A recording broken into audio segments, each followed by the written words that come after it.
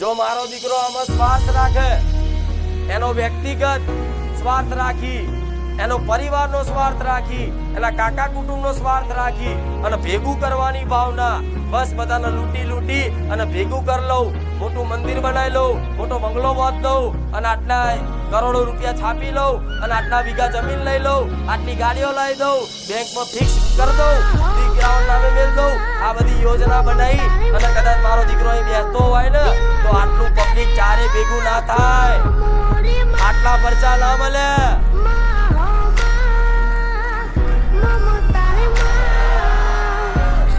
આવા ચમત્કાર મળે. મારે મંદિર બનાવવું હોત ને તો 5 વર્ષ પછી હું બને, મોટા મોટું બનાવું તો બનત ને, પણ હજુ મંદિર વગરની ચમ છું.